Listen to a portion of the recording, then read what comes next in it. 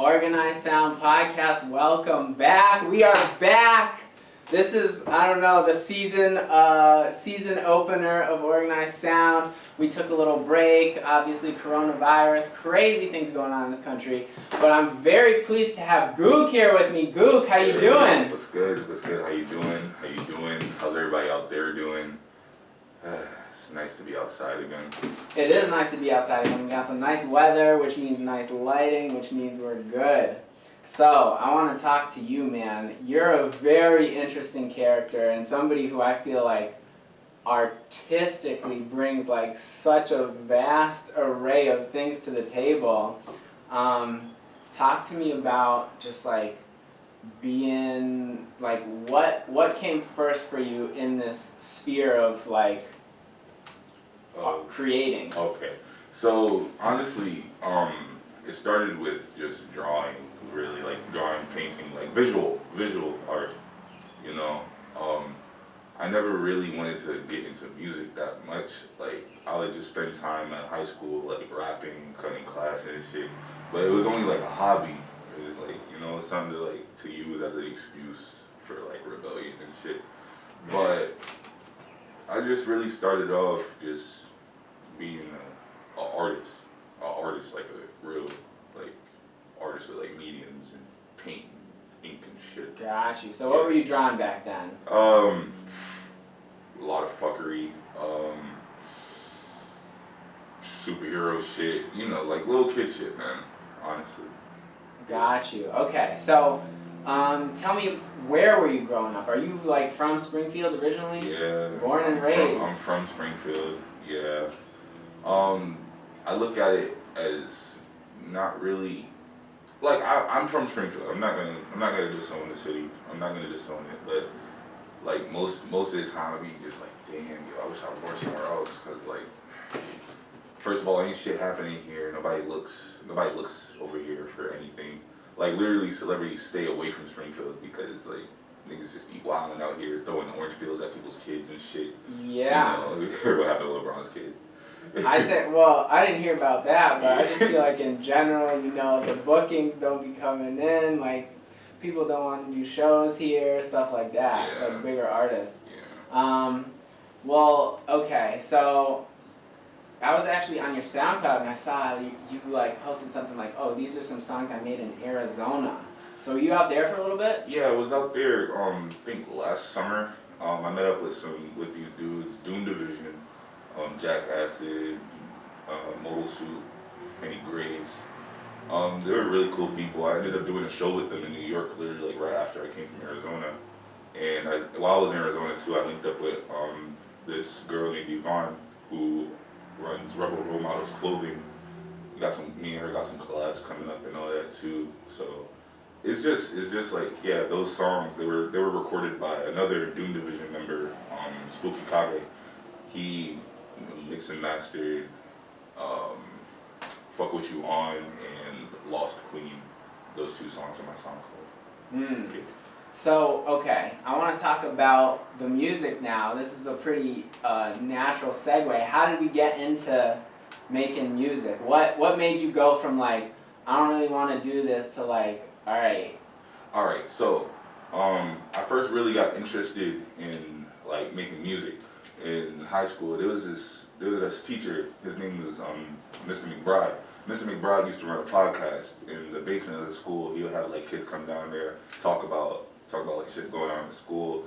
And on Fridays he would have like freestyle Fridays. So like little kids would like come and rap and whatnot. So throughout I think like freshman to senior year, I was just there every Friday. I was there every Friday freestyling over the air. Wow, Yeah. I had zero teachers like that. Yeah. That seems like some very like ahead of his time type thing to be putting together. That's commerce. Man. Shout out Mr. McBride. That's commerce. Hey, you gotta know how to like channel the energy that kids have. Yeah, and then after that, I was in college for a little bit. I was in college for I was an art major. Mm-hmm. And the shit that made me really want to pursue music is my art teacher failed me. Like my art teacher, I could give a flying fuck if any other subject failed me. Right, you were there for art. I was passing on my other subjects, but my art teacher failed me. I'm like, why, nigga? Like, I did everything in our last project to the T, and he failed me. So I was like, you know what, fuck this shit. It's boring anyways. I'm not learning anything new that I haven't already taught myself. I might as well just take the skills that I have right now and try to like launch my own shit, make my own money, generate my own revenue, all that shit. The goal for me right now is through music, I want to generate passive income so I won't have to like worry about shit. Yeah. Isn't it crazy how we've gotten to this point of like YouTube University and all the resources that are available that if you want to do something, school is really just the most expensive way to go about it. Exactly. Like, you can do anything you want to do. Exactly. And that's the magic of the time we're in. That's what people fail to realize too, is like, if you put your mind to it, you got kids like that are living in the shadow of like their parents or people who have a goal set out for them, like as soon as they're born, like you're gonna be a doctor, you're gonna be a lawyer, you're gonna be a pastor, blah blah blah.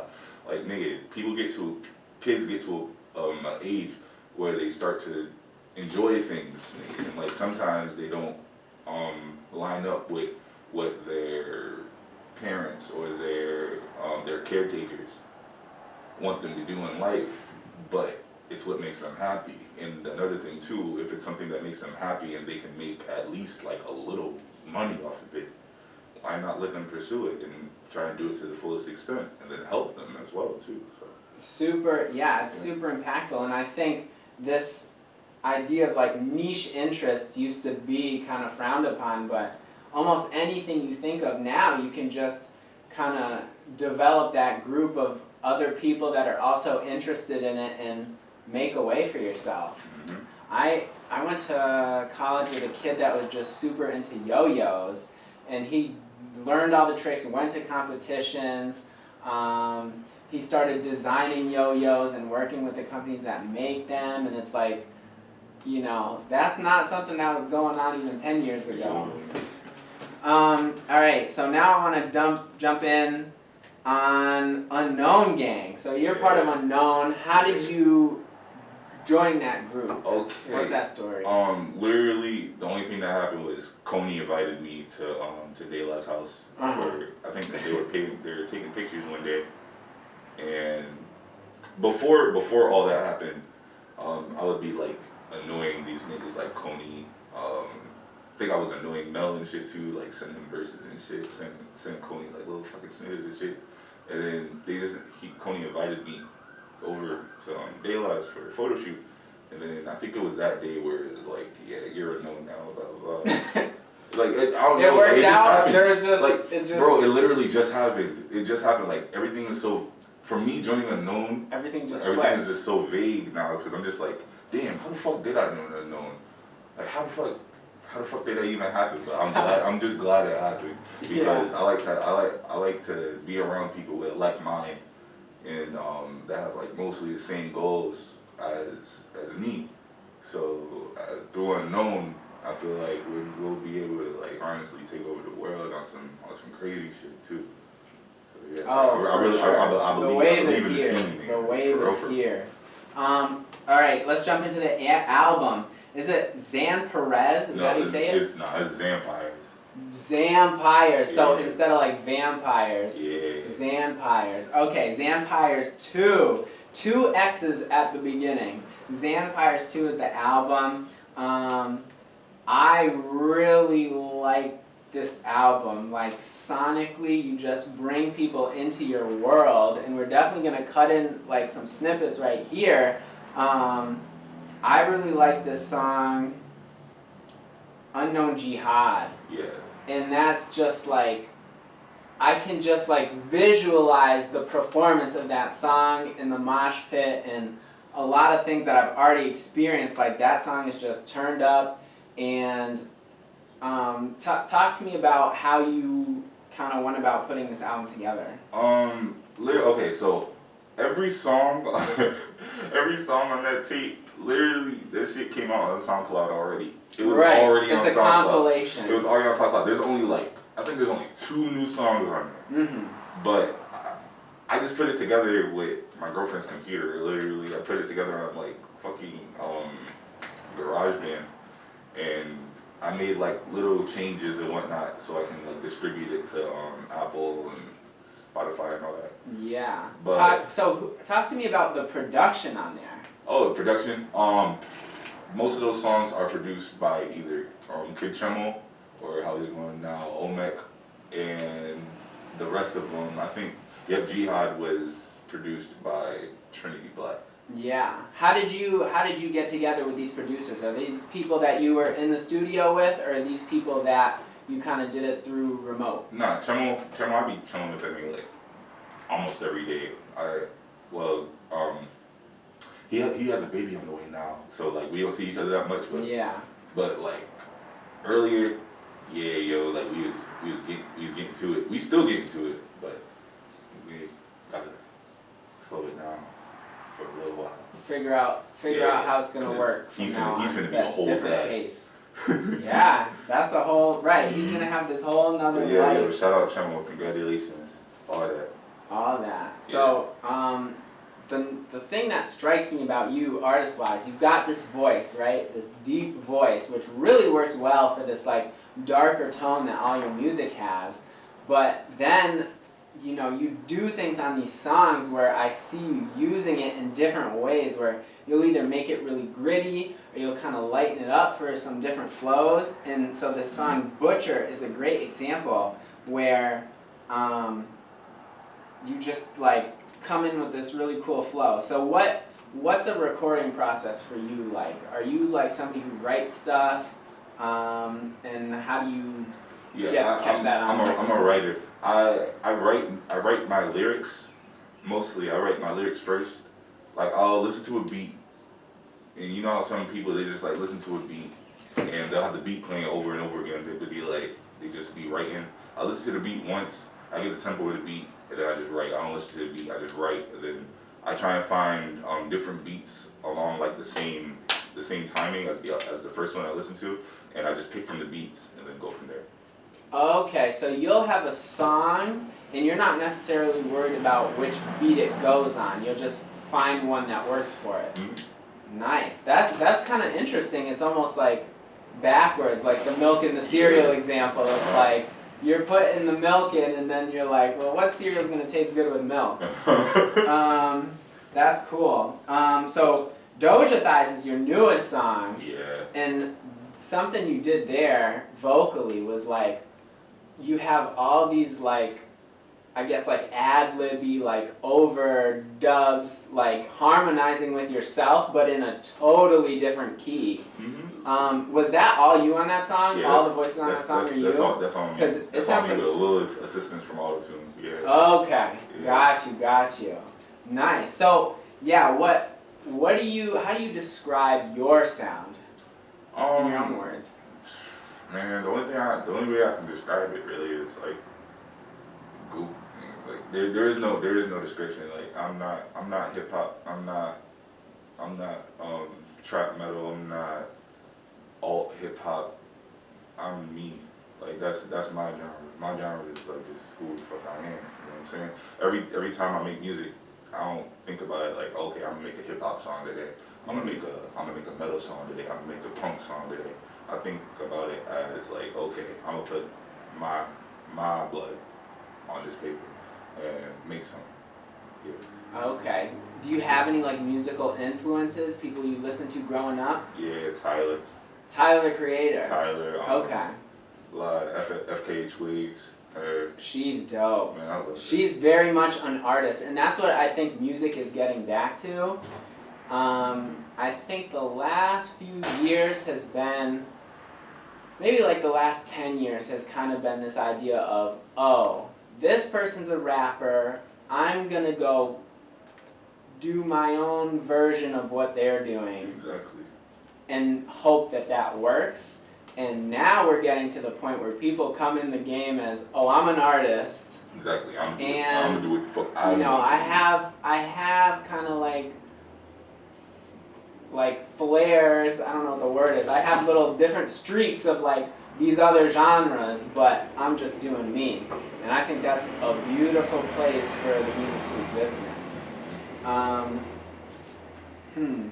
How would you say your music's evolved? So you had the two-part Anubis tape.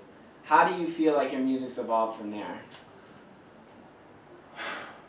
I don't really feel like um, I've evolved per se. I feel like I've just gotten a better grasp on what I was doing before, not evolving, more as improving. Because evolving is like, okay, you're done with this sound, you're gonna turn it and become something else. Mm. I'm still the same. I'm still the same dude Yeah. from that was on Anubis. I'm still the same rapper, same nigga. But I feel like I've just gotten a better grasp on writing, on listening to the music, finding like, you know, inaccuracies, harmony, all of that, so I can make something that's good for people to consume. So. I think I feel that progress as well, where, you know, the songs are very enjoyable. Something I was going to mention back in our musical influence conversation was I kind of got like a little feel of like Travis Scott when you were doing some like ooh, some like moaning and setting the background with that. But then there's this other song where I was feeling like a little Joey Badass, where you hit the flow and it almost had that kind of like New York gritty punch with like that very young style about it. So I really enjoyed it, man. I feel like, I mean, I've been listening to you for probably like a month now, and it's like, damn, like this was right under my nose, because we've been talking, I was on you for the art type stuff, but I was like listening to some of these songs, I was like, yo, what's going on? So shout out to you, man. You're doing your thing and you're doing it right. I think the next thing to talk about would be these live shows, because Unknown has had some crazy shows in Greenfield, all of which I missed, where like I was working this job, missed those shows. We would have met like months ago if it hadn't been for that. So tell me about those shows that I missed. Alright, so the first Unknown function, that shit, yo, it was just hot. It was hot as fuck in there. It was hot, and the energy in there was just so fucking like raw, just crazy. Especially when like the gang performed. Like I'm not even gonna talk about my performance, but I'm talking about like the team, like us as a unit. We had that whole shit turned up. Had the white people going crazy. Right, that's the thing. Greenfield shows love, man. You gotta make like no racial. You gotta make music. As a black person, you gotta make music that makes white people want to live in your reality. You feel me? Like as a money maker, you gotta project your reality onto like these suburban kids, and make them like be like, oh damn, this sounds like a fucking cool place to be, when it's not. It's fucking not. We're getting killed like every day and all that. But you can make art and just, you know, trying to like show them like what the hell is going on. But at the same time, you have to make it kind of like fun and alluring so you can squeeze the dollar out of them. Absolutely. Yeah. Talk to me about, Shit's evil. you know, what, you're an evil man. Well, no, I don't think it's that evil. You know, you have to tell your story, and I think music is just a vehicle, right? And these stories have value, and that's how money proves value. So it's kind of like this cycle. So talk to me about your performance in particular. And I mean, you said you were performing in New York as well. How do you feel on stage? What's your stage presence like? Bro, honestly, it varies from location, because like in Greenfield, I'm more like away from the crowds mostly, because first of all, in Greenfield, like Hawks Reed downstairs, small venue, you know, but when everybody's close together, the energy just goes fucking through 1,000, yeah, because it's hot and people is just like, yeah, get the fuck off me, ah. But in New York, that shit is different. There was niggas jumping off the stage, like doing flips, niggas getting punched in the face. Like, I got videos I can show you, but yo, I feel like whenever I perform, it's like it's like a fucking feeding frenzy of piranhas. That's the only way I can fucking describe it, because it just makes people go dumb. It just makes people go dumb. People are eating it up. Yeah. People are in that, right. That's what's nice. And you know, that's not so easy in New York. New York is very known for like people are at the shows like ass. Where's like they'll kick you uptight off. Versus it sounds like you're really getting them to lose themselves, and that's what you want to create in an environment like that. That's why I feel about like performing and like just being on stage and whatnot. It's just not for you to lose yourself while you're on stage and get lost in music. It's for the people too. Exactly. You share it, and I think this idea of the separation between stage and the crowd, it's kind of, that line is blurring, right? Mm-hmm. And like you see artists are getting super interested in going into the crowd, and they're also being interested in like bringing the fans up on stage. And I think that's how you create this like concept of sharing. We're sharing this experience. I saw on social media you said that NASCAR Aloe's manager hit you up. Yeah. So what was that conversation? Alright, so that conversation, there was these dudes, this group of niggas in New York called N18. N18, the manager for N18 is Manny the Prophet. Mm-hmm. Manny the Prophet hit me up, and he was running NASCAR's social media for a while, and he hit me up and he was like, yo, hear your sound, this and the third, but I'm trying to get you into N18. But I'm well known. Can't do that. Right. I like it's not about passing up an opportunity, because I don't really feel like it was as big as an opportunity as staying with my niggas. We already got shit going for ourselves right now. I'm not gonna jump ship on my boys. I'm not gonna do that shit. I don't know. I got you. So yeah, so they hollered at you. I mean, that's great to be found, because like you said, you know, when you put this idea out of nobody's checking for people in Springfield, but it's like, oh, but people are checking for you and they're not from Springfield. So I really think things are changing and developing. I wanted to ask you about what you think this area needs is kind of like the segue we're getting to. What do you think Western Mass is missing to go to that next level? What we're missing really, alright, we're missing promotion. We're missing promotion for artistry here. We're missing that. We have to find a way for the rest of the world to know that great artists live here, that great artists come out of here, out of Mass. Like, okay, let's like the most recent person out of Mass you've seen like gain some stardom, General Lucas. Yep. That's it. Yep. Exactly. That's the answer. And there is one answer. I'm not gonna hold you. General Lucas is kind of corny. I'm sorry, but he is. Like, okay, you have Eminem's flow and a little melanin in your skin. What do you fucking do? Like, there's so much more here. So much That's more. fair. I think what's valuable about Massachusetts is like some of these areas have their sound, but like there's a sound for almost any fan of music here, in my opinion. Like it's so diverse that no matter what you're into, we could match it to somebody who's making music out here. And I think that's what makes this area so special. And so yeah, the visibility, do you have any ideas about what that would look like, or what the play is for that? Shoot, man. Somebody need to throw like an Airbnb show or some shit. Like literally, there just has to be more say like live galleries, live shows. Yeah. There just has to be more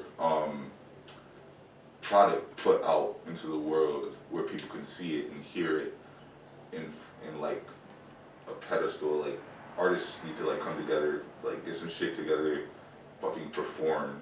It literally does not matter where. You can like be in the fucking park or some shit. People Right. will come. People will come if you're making like a loud enough noise about it. People will come. You have social media and everything. You can spread the word so easily. And you have friends who are DJs and shit. You can fucking donate a speaker or two and just do it. It's not that hard. DIY, and I think in this coronavirus time, people are thinking about getting more creative in that type of direction, because obviously doing the shows is the thing that got crippled the most out of this whole pandemic. Right. I mean, you know, Like, bro, Walmart's back open, I can tell you but right it's now. the venues are still closed. I can tell you right now, if coronavirus never happened, I feel like all of us unknown, I feel like everybody in Springfield would be like at a different level from where they were like a year ago. If coronavirus didn't happen, because like the shows wouldn't have stopped, more people would have known people's names, and then opportunities happen right after that. Right. Yeah, so coronavirus really like put a fucking nail in our tire. I agree, but we gotta come back stronger, man. We gotta rally on that. Fuck Roman.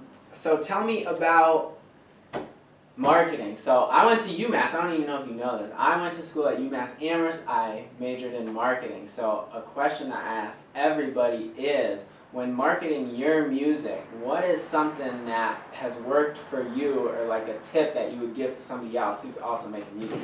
Make your own art. Make your own like visuals. Make Control the process from front to back. You could, as an artist, you're not supposed to have anybody else putting their 2 cents into your, into what you want the world to see. You're not supposed to have anybody else doing that but you, because you know what you want. You know what art you want to project. You know what image you want to project.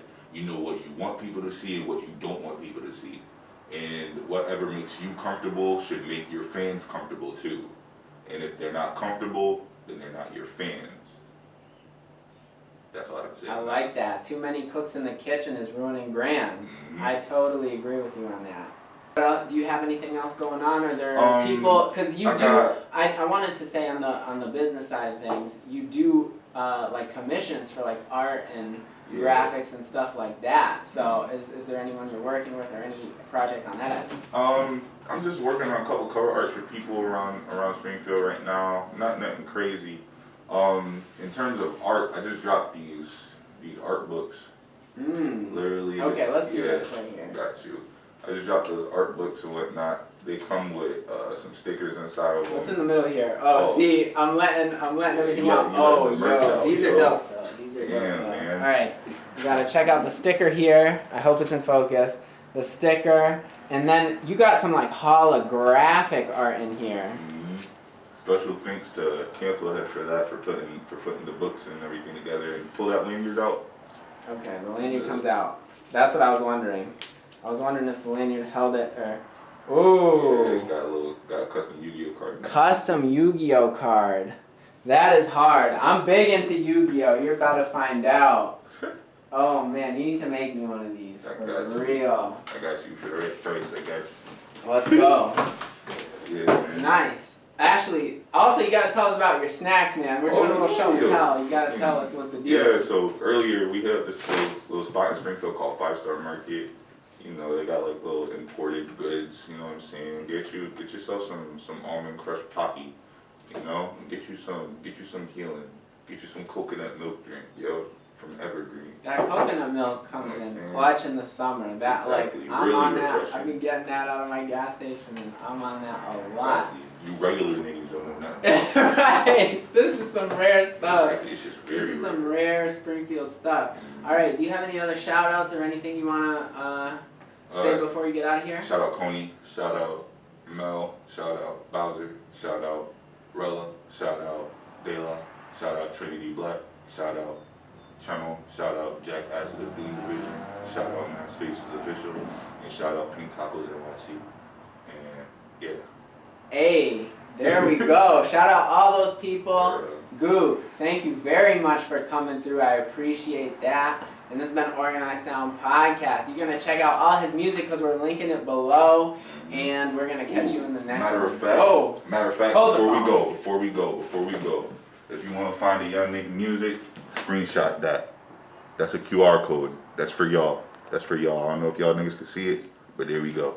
All right. That QR code coming in clutch. Shit. Organized Sound Podcast. Signing out.